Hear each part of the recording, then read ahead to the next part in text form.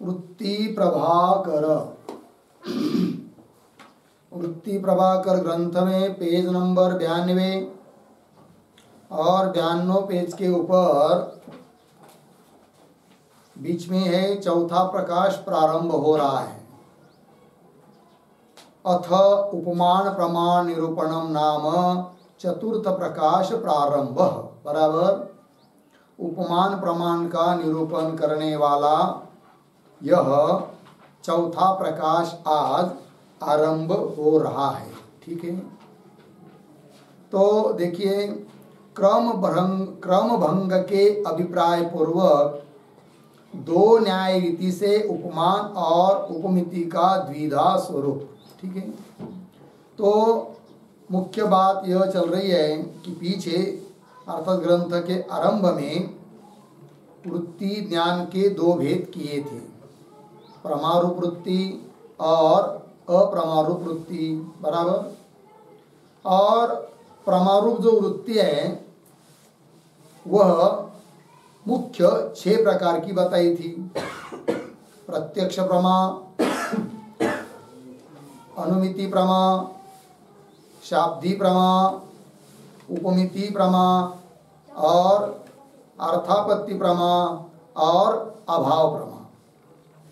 और प्रमा का जो करण है अर्थात प्रमाण, वह भी 6 प्रकार का है।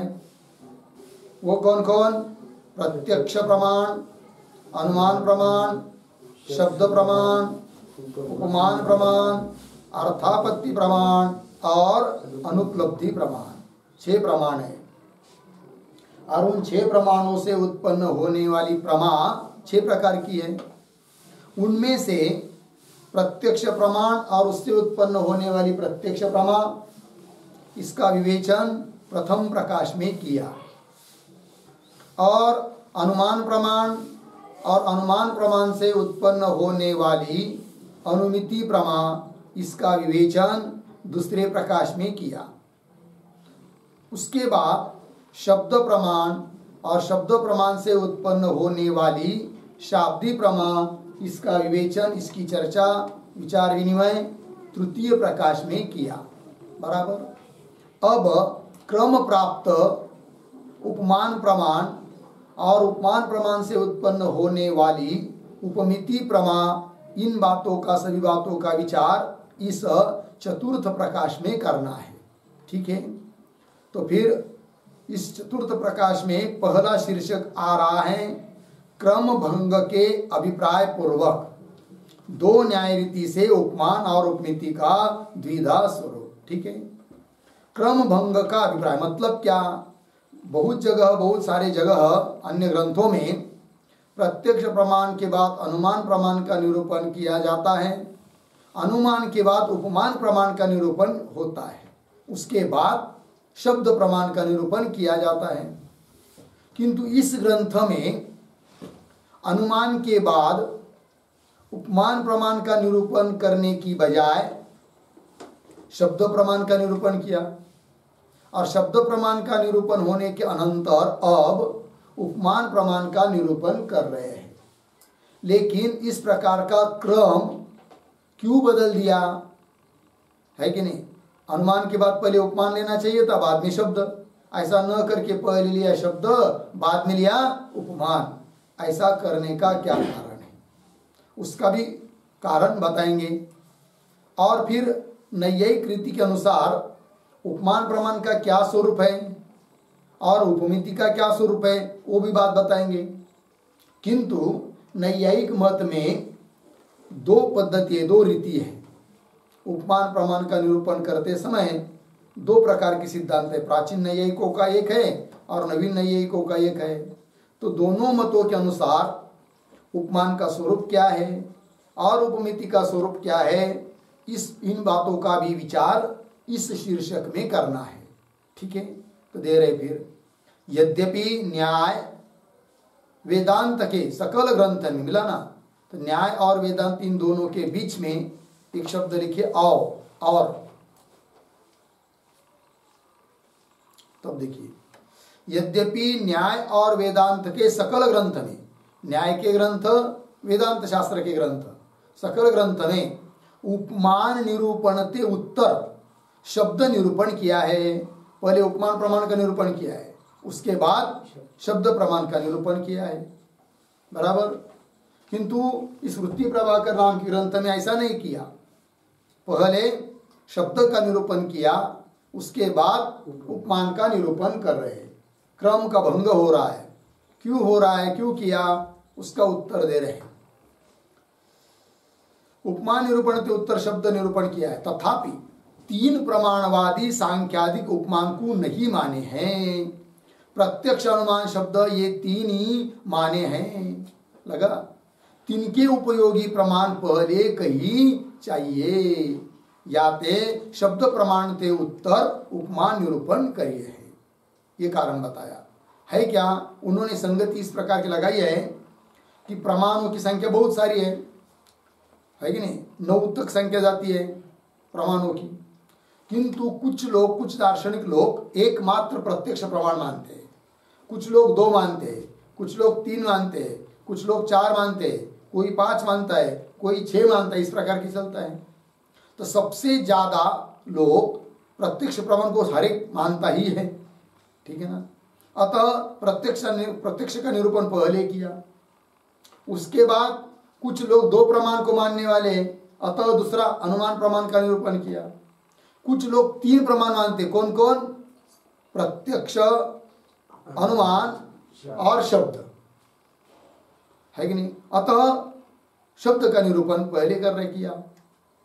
कुछ लोग 4 मानते, 4 में चौथा कौन जोड़ देते, उपमान। किंतु 4 को मानने वाली संख्या कम है, 3 को मानने वाली संख्या ज्यादा है।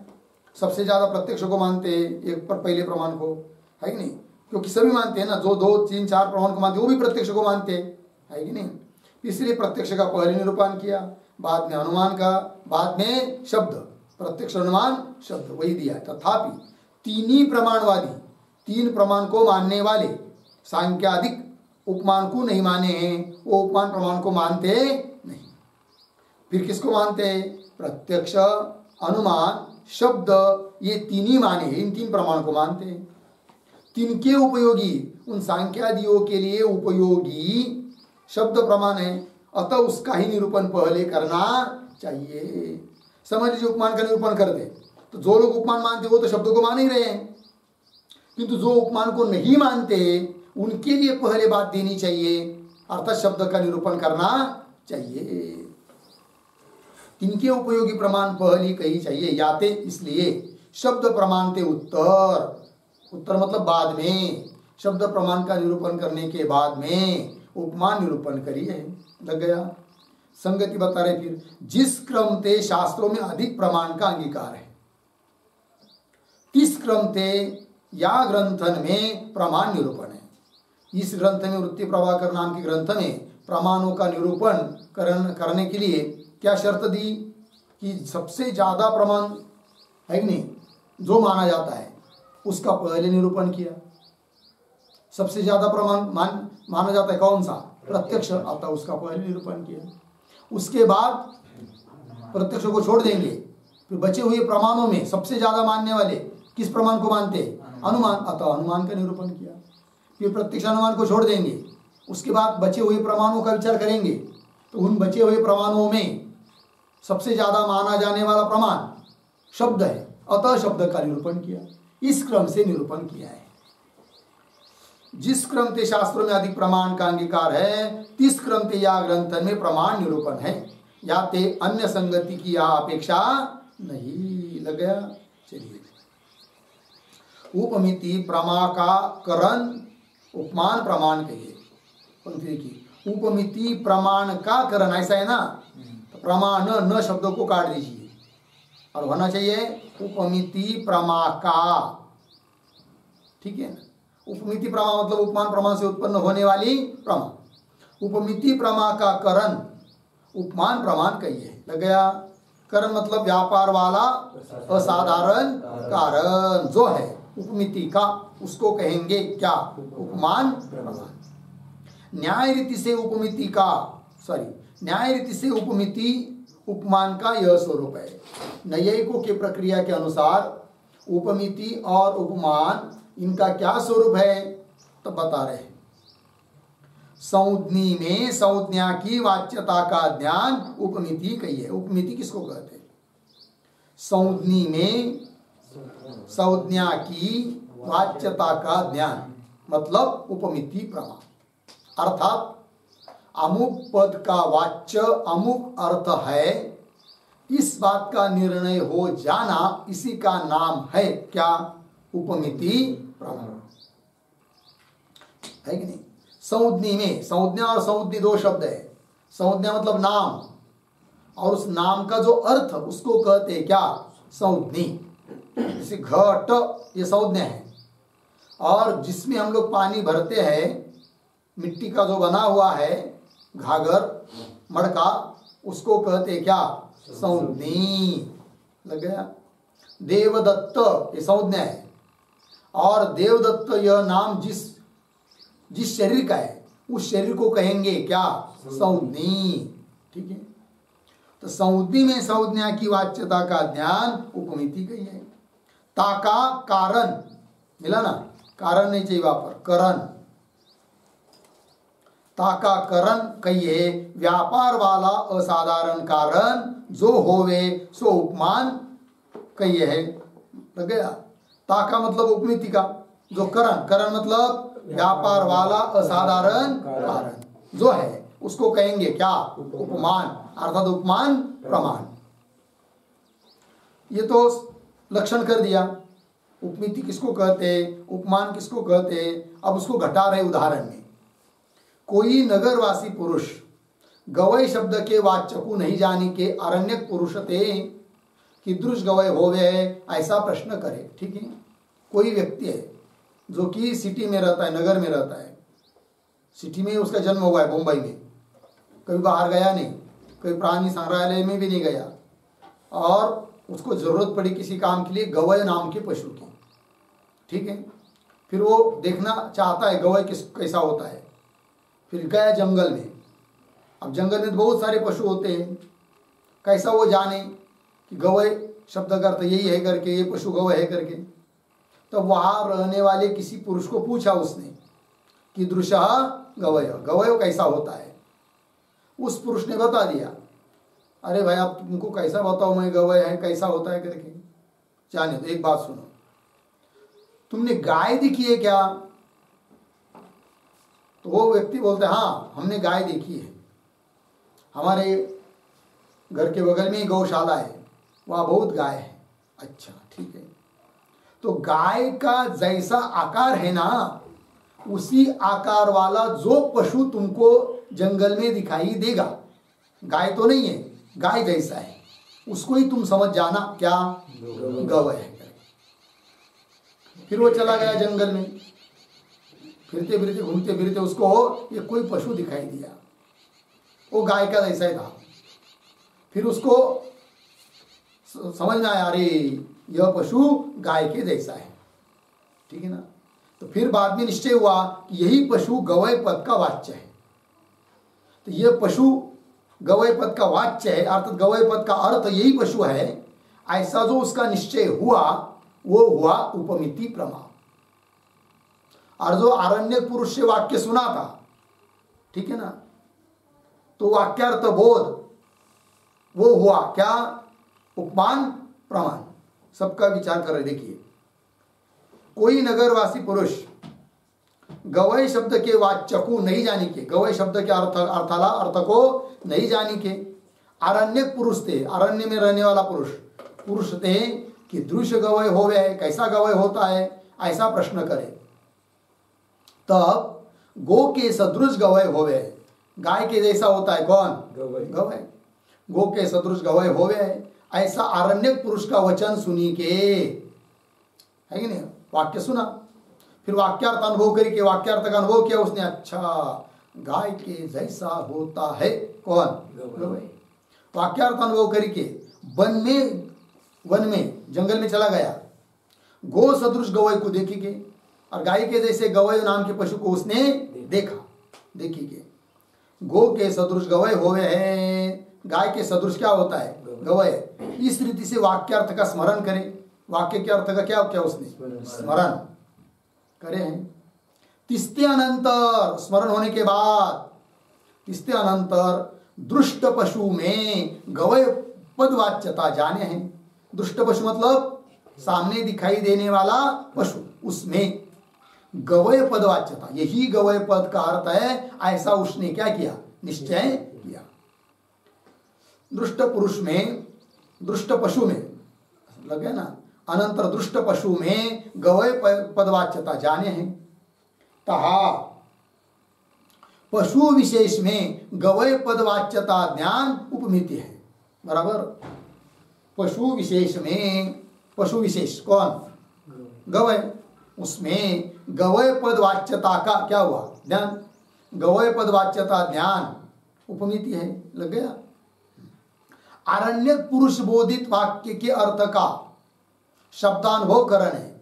अरण्य में रहने वाला जो पुरुष, उसके द्वारा बोधित प्रतिपादित जो वाक्य, उस वाक्य के अर्थ का है कि नहीं, जो अर्थ का अनुभव हुआ ना, उसने शब्दानुभव, वो हुआ क्या, करण।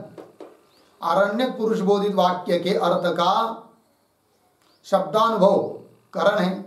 और गो सदृश पिंड को देखी कि वाक्यार्थ स्मृति व्यापार है। व्यापार कौन, स्मृति, गवय, गो सदृश पिंड जो गवय, उसको देखने के बाद उसको स्मृति हुई, किसकी, वाक्यार्थ की स्मृति हुई।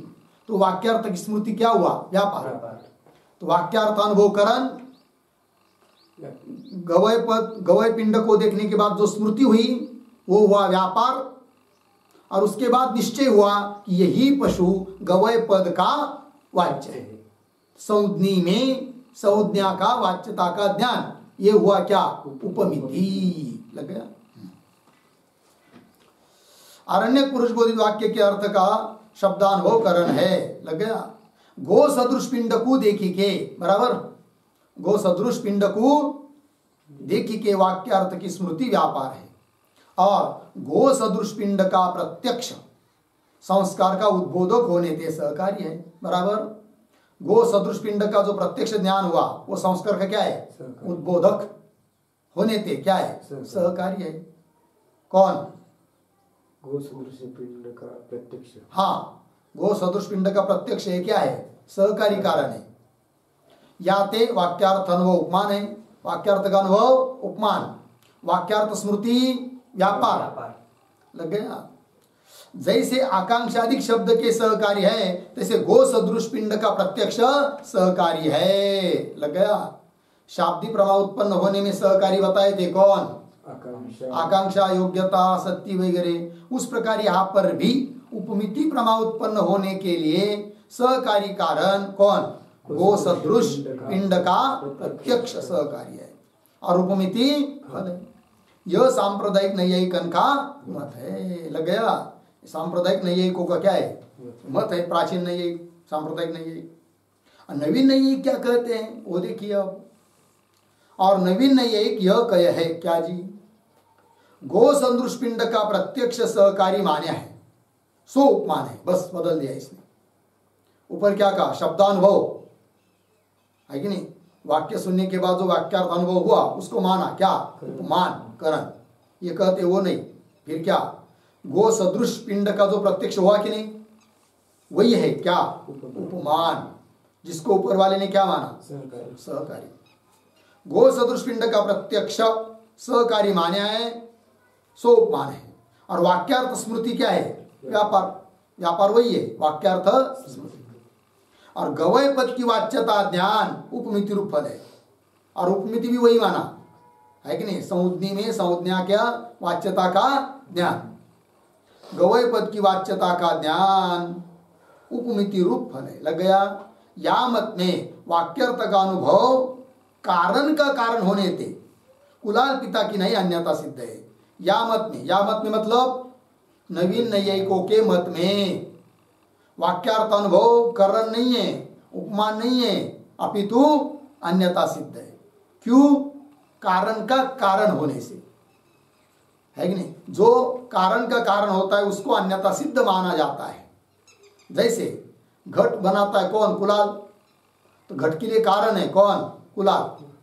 और कुलाल का पिता कारण नहीं है क्या, किंतु वो तो घर में बैठे है, बाहर आता भी नहीं है, आने का सामर्थ्य भी नहीं उसमें, किंतु परंपरा से कारण है। कुलाल का पिता से कुलाल उत्पन्न हुआ और उस कुलाल से घट उत्पन्न हुआ, तो घट के लिए कारण साक्षात कुलाल और उसके लिए कारण है कौन? कुलाल का बाप। तो कारण का कारण हुआ कुलाल पिता, किंतु वो कारण घट के कारण कोटि में नहीं आता है, घट की कारण सामग्री में नहीं आता है।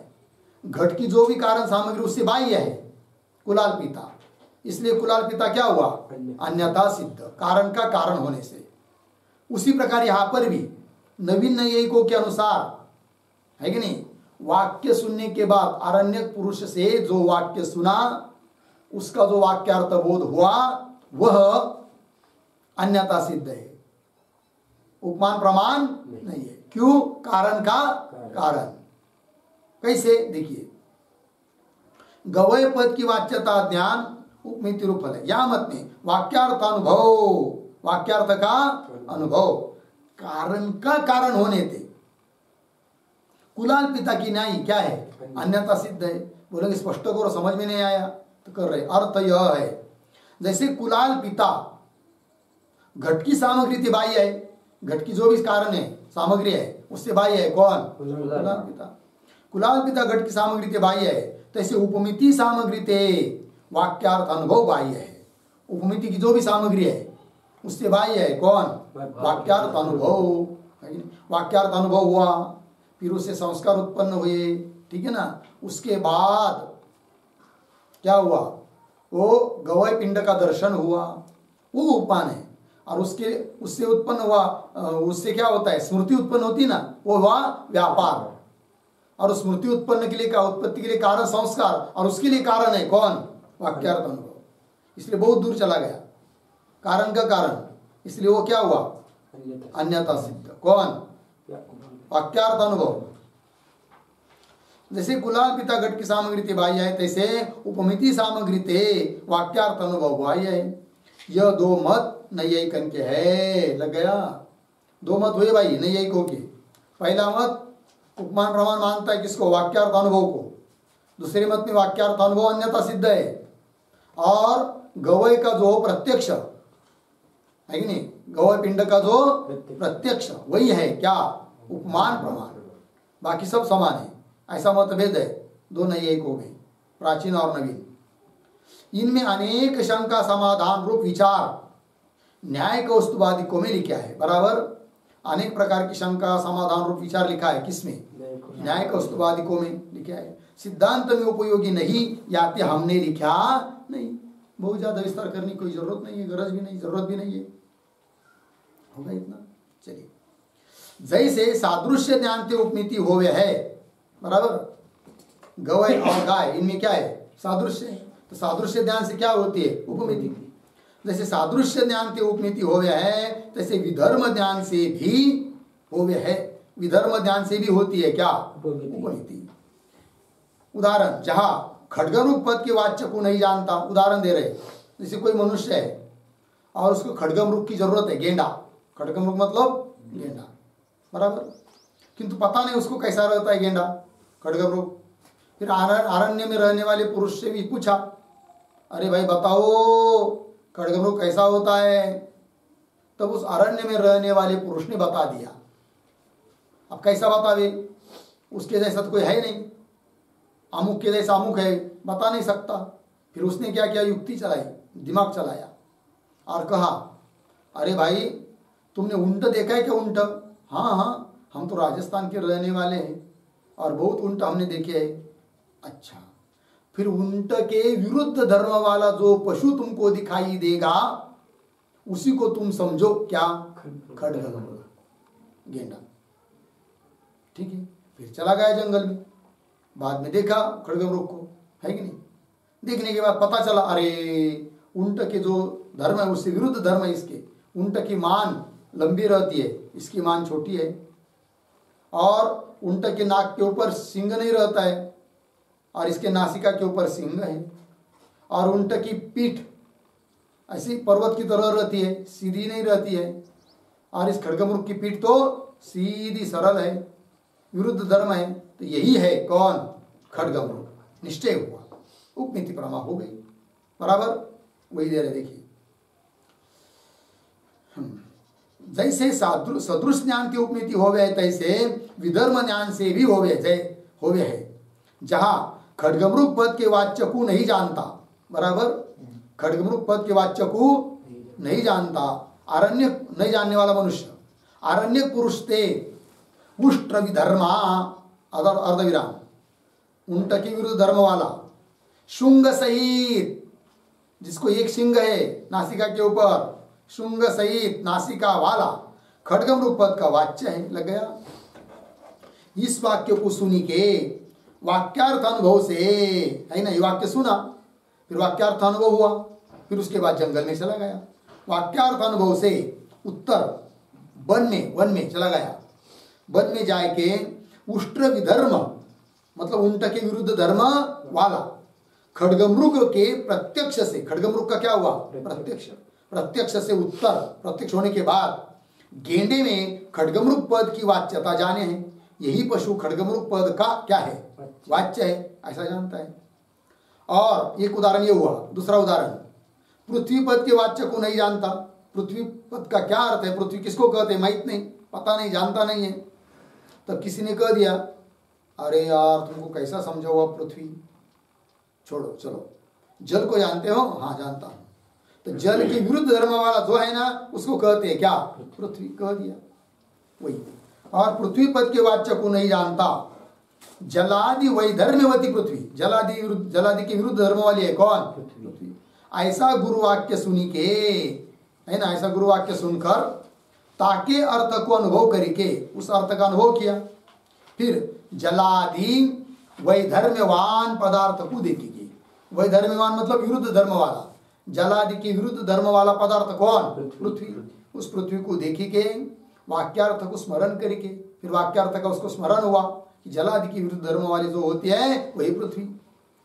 वाक्यार्थ को स्मरण करके ता पदार्थ में पृथ्वी पदार्थ में पृथ्वी पद की वाच्यता निश्चय करे है, यही पदार्थ पृथ्वी पद का क्या है, वाच्य है, ऐसा उसको निश्चय हो जाता है। तो वही हो गई फिर उपमिति। विरुद्ध धर्म वाले को विधर्म कहे, विधर्म किसको कहते हैं, विरुद्ध धर्म वाला जो, उसको कहते हैं क्या, विधर्म। विरुद्ध धर्म को वैधर्म्य कहे है, और विरुद्ध जो धर्म उसको कहेंगे क्या, वैधर्म्य। वैधर्म्य मतलब विरुद्ध धर्म, और विरुद्ध धर्म वाला जो, उसको कहेंगे विधर्म। खड्ग मृग में उष्ट्रते विरुद्ध धर्म रस्व ग्रीवादिक है कि नहीं।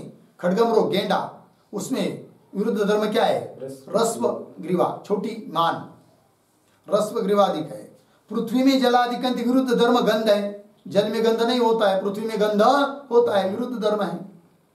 दोनों उदाहरण में सांप्रदायिक रीति से वाक्यार्थ अनुभव करने, प्राचीन न्यायिकों के अनुसार वाक्यार्थ अनुभव दोनों में क्या हुआ, करण, और वाक्यार्थ स्मृति व्यापार, और विरुद्ध धर्मवत पदार्थ दर्शन सहकारी है।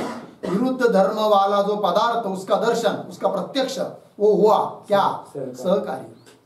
और यही पदार्थ अनुपद का वाच्य, यह निश्चय हो जाएगा उपमिति, प्राचीन मत के अनुसार।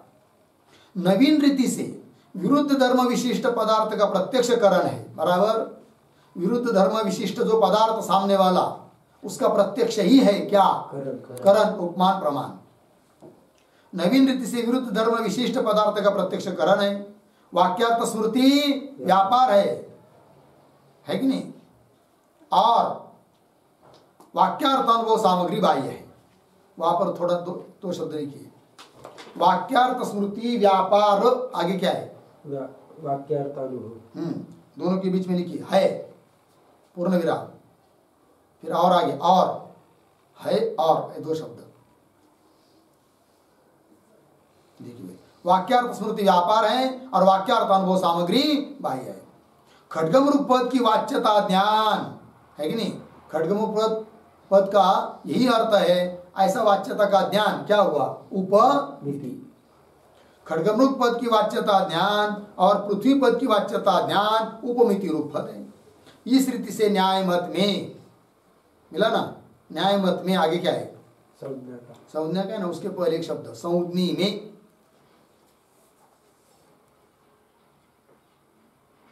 नहीं मिला।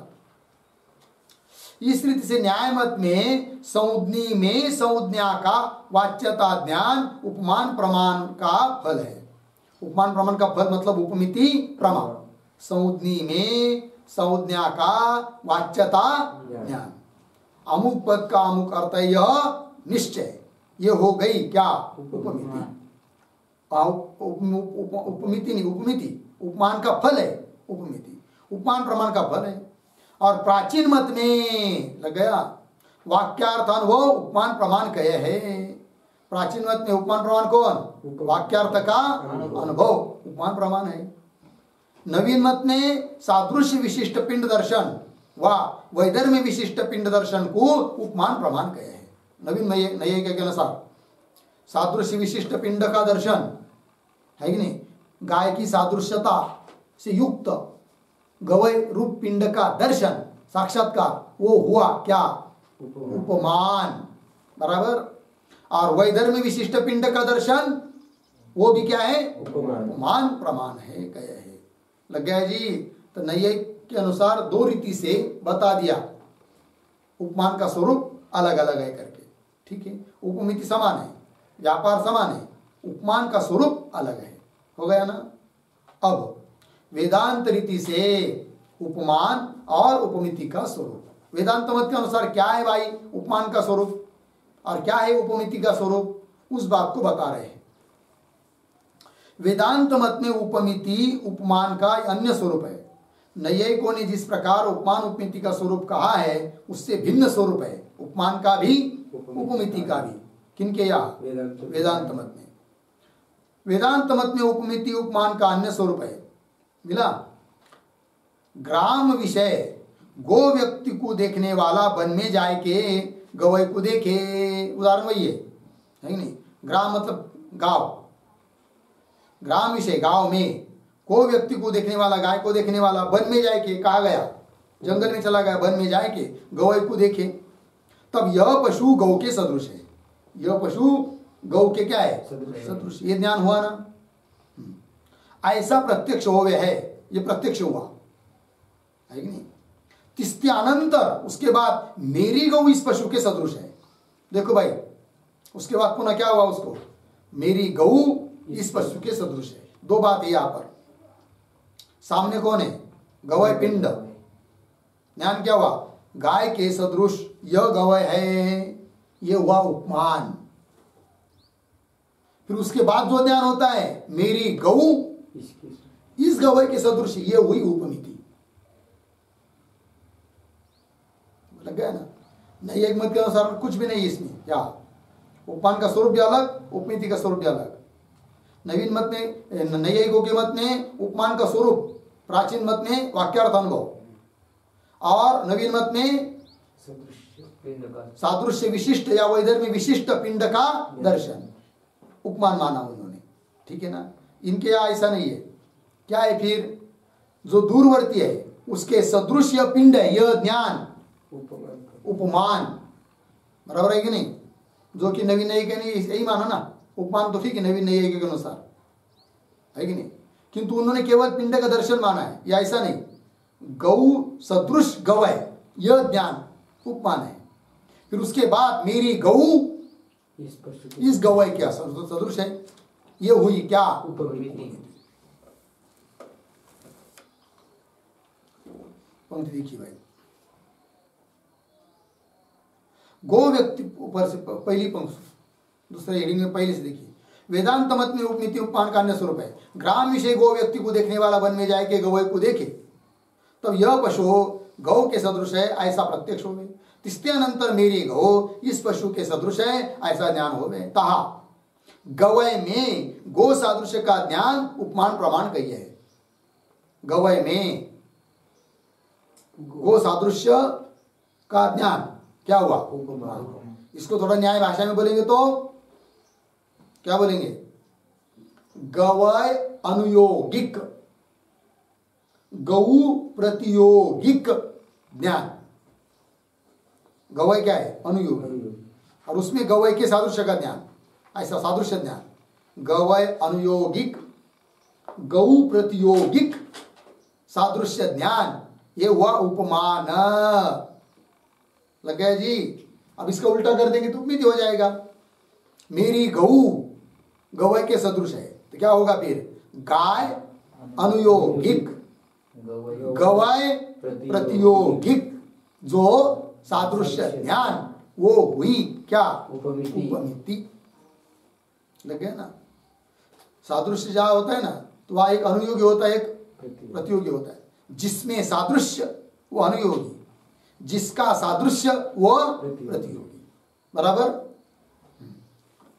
ऐसा ज्ञान होता गवय में गो सदृश का ज्ञान उपमान प्रमाण कही है। लग गया जी। और गौ में गवय का सादृश्य ज्ञान किसमें? गौ में किसका सादृश्य? गवय का। गौ में गवय का। और गौ में गवय का सादृश्य ज्ञान उपमिति कही है। लग गया। या मत में भी उपमिति का करण ही उपमान कही है। लक्षण तो वही है, उपमिति कारणम उपमानम, किंतु स्वरूप अलग है। परंतु उपमिति का स्वरूप और लक्षण भिन्न है। किसका? उपमिति का, है कि नहीं? उपमान का लक्षण वही है, उपमिति कारणम उपमानम, किंतु उपमिति का स्वरूप और लक्षण भिन्न भिन्न है। किनसे भिन्न भिन्न है? नैयायिक मत की अपेक्षा वेदांत मत में भिन्न है। उपमिति का स्वरूप और उपमिति का लक्षण, परंतु उपमिति का स्वरूप और लक्षण भिन्न है। याते इसलिए उपमान के लक्षण भेद बिना, है कि नहीं? आगे क्या है? स्वरूप का है ना। स्वरूप का उसके पर एक शब्द देखिए, उपमिति के स्वरूप का।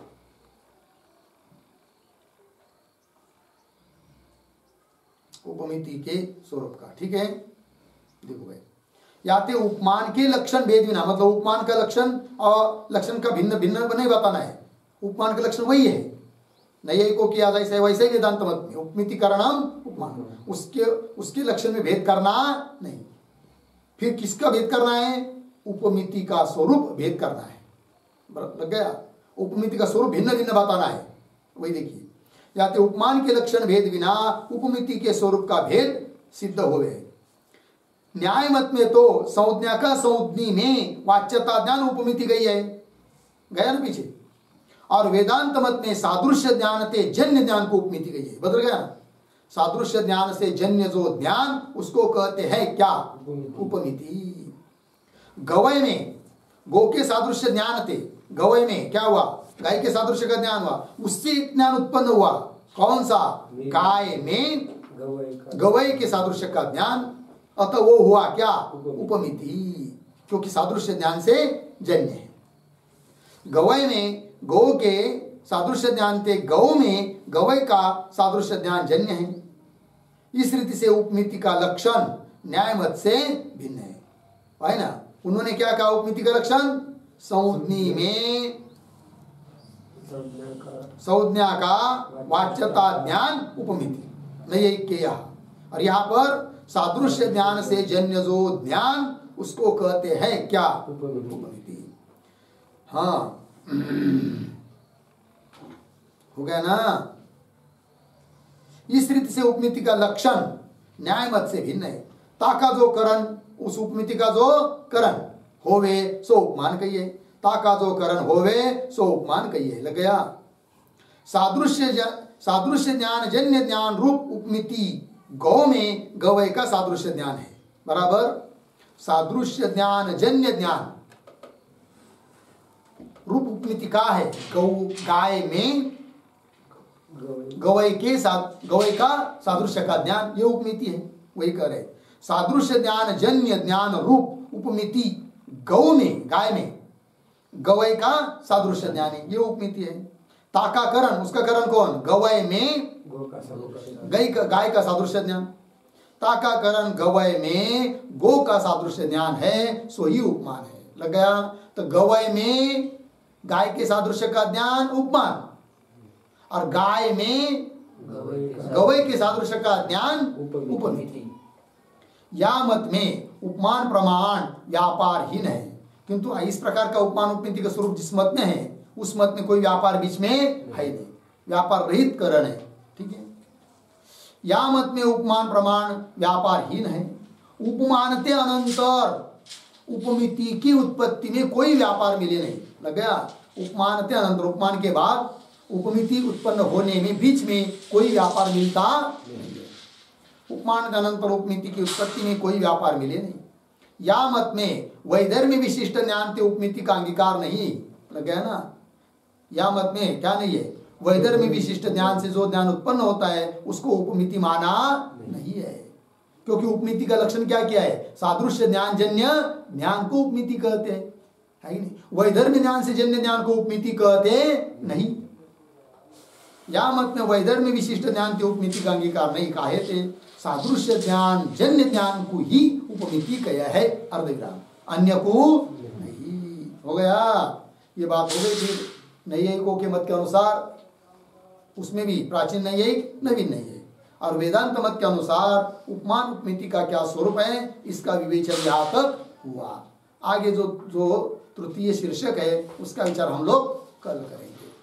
ओम पूर्णमदः पूर्णमिदं पूर्णात् पूर्णमुदच्यते पूर्णस्य पूर्णमादाय पूर्णमेवावशिष्यते।